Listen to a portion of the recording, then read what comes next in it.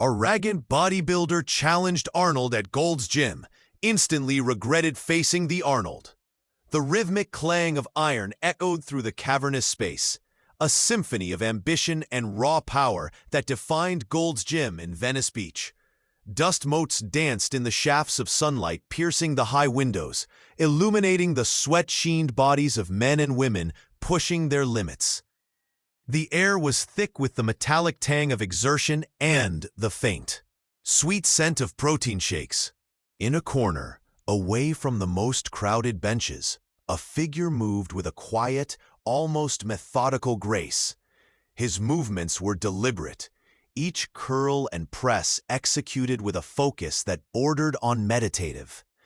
He wore a simple, faded gray t-shirt that did little to conceal the monumental architecture beneath, and a pair of worn track pants. His face, partially obscured by the brim of a baseball cap, held a familiar, stoic expression.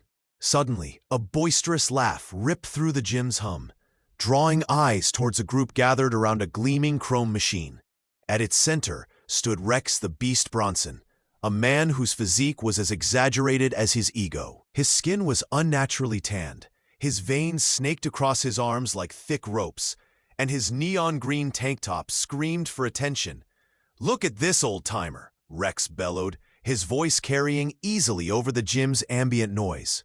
He pointed a contemptuous finger towards the quiet figure. "Still trying to lift with the big boys, huh? What's he even doing? A warm-up for his warm-up?" His cronies, two equally bulked-up men with matching sneers, chuckled on cue. A few nearby lifters exchanged uneasy glances, some stifling grins, others just trying to avoid eye contact, pretending to be absorbed in their own sets. The quiet man continued his reps, seemingly oblivious, his breath a steady, controlled hiss. Rex, emboldened by the lack of reaction, swaggered closer, his heavy footsteps thudding on the rubberized floor. "Hey, Grandpa, you hear me? You're blocking the view for real athletes." He gestured dismissively at the man's modest weights. "Those are for my girlfriend's warm-up. Maybe you should stick to the elliptical. Keep that heart rate up." A few more snickers rippled through the small crowd that had started to form, drawn by the escalating tension. A young woman on a nearby treadmill slowed her pace, her eyes wide with a mixture of curiosity and apprehension. The air grew heavy, charged with Rex's aggressive energy. The quiet man finally finished his set, slowly lowering the dumbbells to the floor with a soft thud. He didn't look up, instead reaching for a small, worn towel to wipe the sweat from his brow. "What? No words?" Rex sneered, stepping directly into the man's personal space.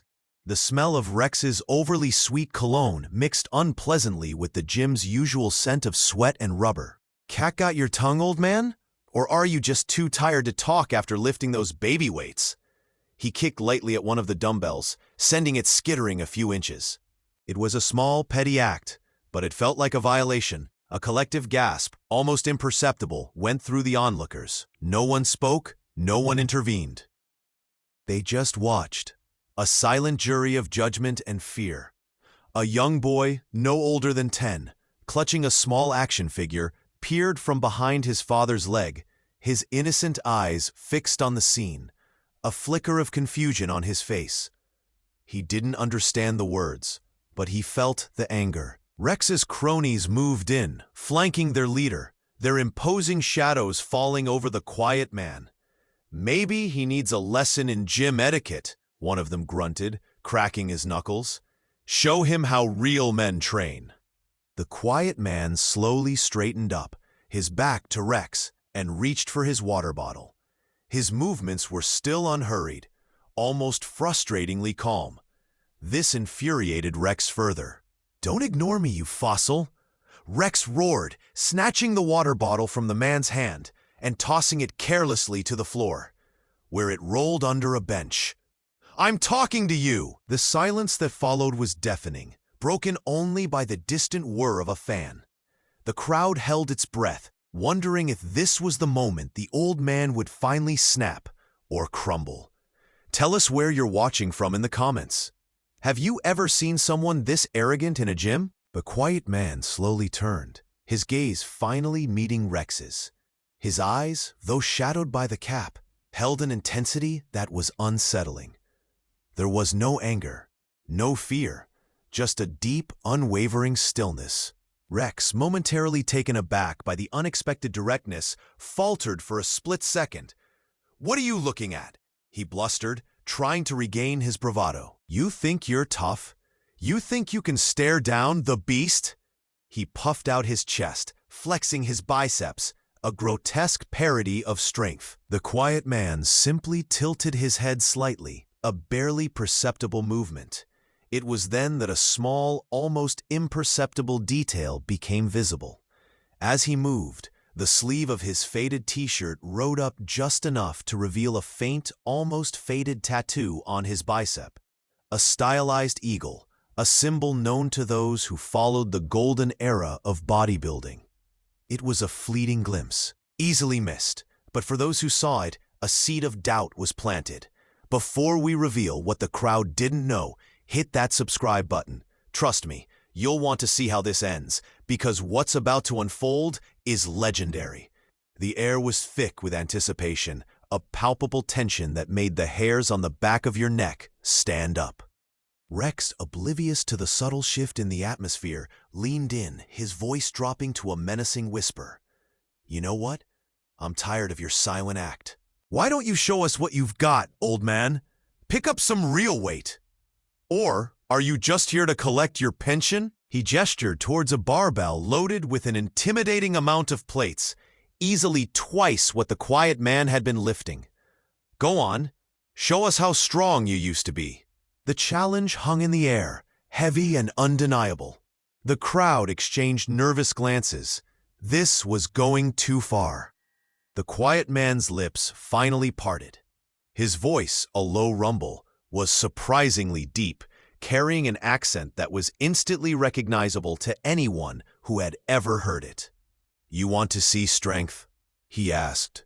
The words slow and deliberate, each syllable imbued with an authority that belied his calm demeanor. He reached up, slowly pushing the brim of his baseball cap back, revealing a face that sent a ripple of shock through the gym. The iconic jawline, the piercing blue eyes, the familiar lines etched by years of determination and 1,000 smiles. It was him. It was Arnold.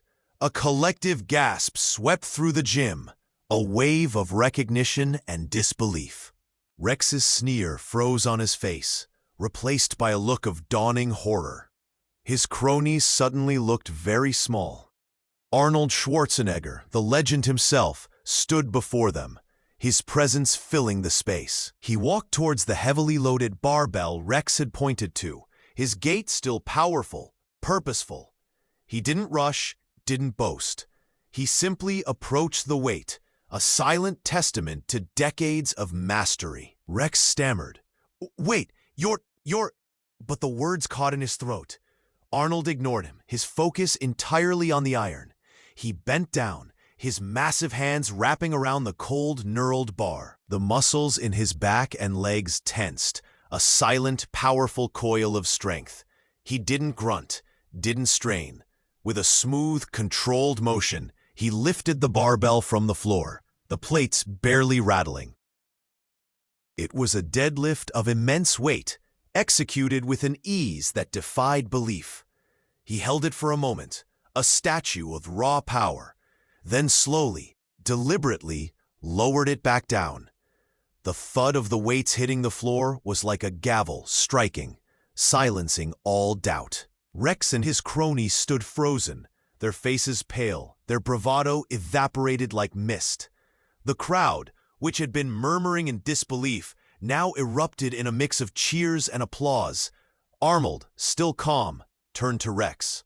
"You want to see how real men train?"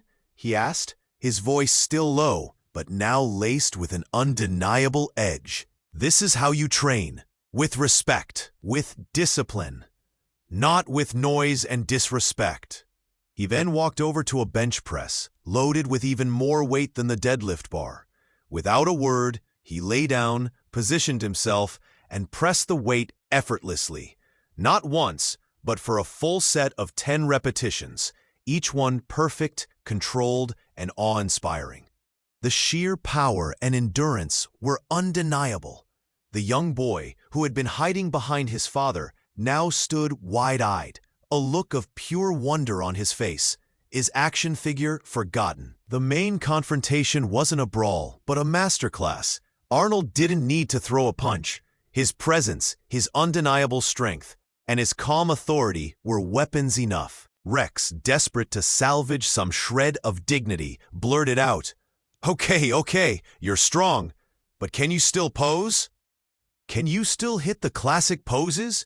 It was a pathetic attempt to shift the challenge to something he thought might expose an old man's weakness. Arnold simply smiled, a slow, knowing grin that sent shivers down Rex's spine. He stepped into the center of the gym, bathed in the sunlight from the high windows. He took a deep breath, and then, with a fluid grace that defied his age, he hit a classic pose.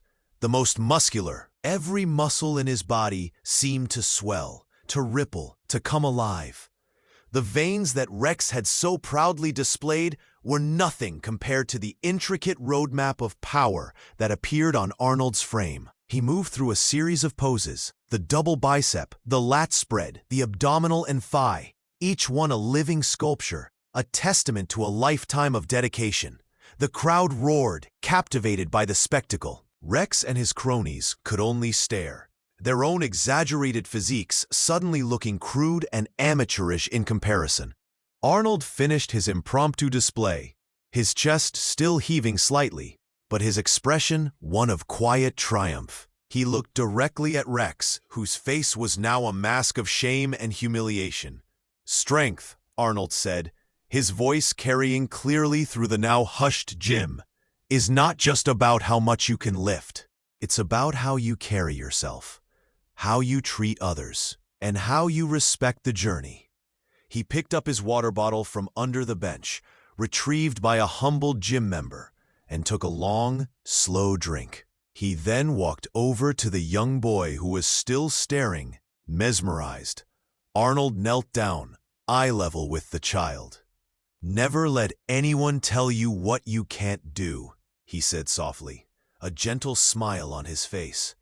"And always remember to be kind."